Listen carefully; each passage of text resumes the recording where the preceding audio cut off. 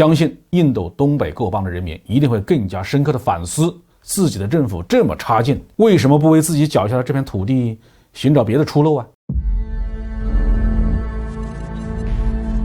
各位网友大家好，我是包明。这期的话题我们说的是印度阿萨姆步枪队杀良冒功，被老百姓识破以后烧毁军营。阿萨姆步枪队因为找不到正主，只能杀良冒功，但是因为手法太过拙劣而被揭穿。印度东北各邦的人民一定会更加深刻的反思自己的政府这么差劲，为什么不为自己脚下这片土地寻找别的出路呢？12月5号印度东北部的拉加兰邦又发生惨案，印军阿萨姆步枪队伏击了一批当地的村民，杀害了6名矿工，引发了24小时的暴力冲突。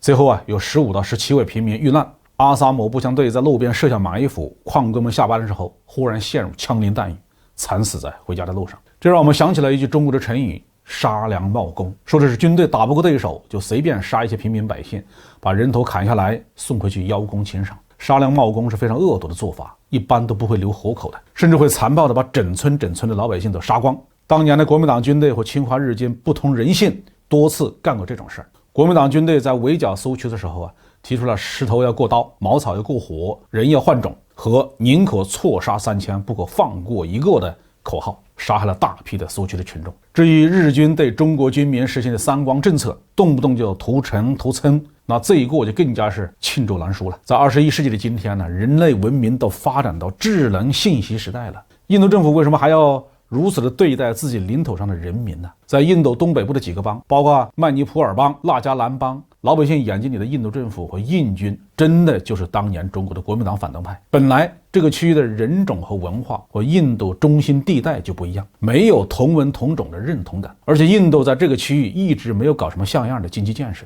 人民的生活非常的困苦。但是印度政府对人民的贫困从来都是听之任之，面对残暴的镇压，老百姓能不想办法找出路吗？印度东北各邦一直活跃着不少游击队的组织，时不时就给印度军警来个伏击战。11月26号，在曼尼普尔邦就发生了游击队袭击阿萨姆步枪队的事件。这一次恐怕是为了报复，阿萨姆步枪队把枪口对准了无辜的百姓，直接开枪打死10多人，这跟当年的日本鬼子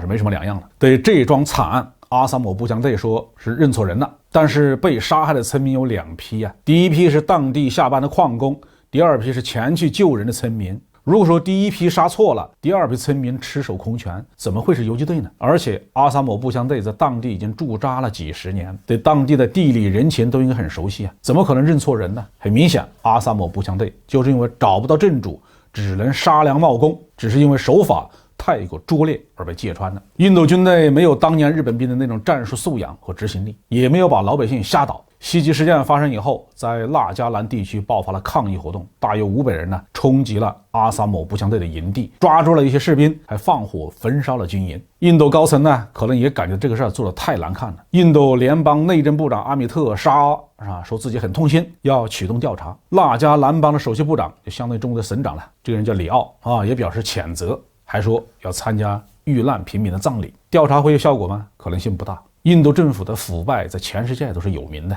再加上根深蒂固的种姓制度，印度上层根本不会把东北各邦老百姓的生死放在眼里，绝不会真的去关心他们的人权。难道印度东北各邦的老百姓永远要暗无天日吗？在之前的节目里面我们曾经说过，印度东北的几个邦原本是属于缅甸王国的，再早一点是中国的属国，因为英国的强占，后来才归顺了印度。印度现在如此不堪，何德何能当这些子民的太上皇？既然印度一心要与美国联手给中国上眼药下套，那我们不妨把一带一路倡议向印度东北各邦推进，推动当地的经济发展，改善百姓的生活，形成向心吸引效应，为鼓励他们追求自己的美好生活创造条件。相信印度东北各邦的人民一定会更加深刻的反思自己的政府这么差劲，为什么不为自己脚下的这片土地寻找别的出路好，这句话就说到这里。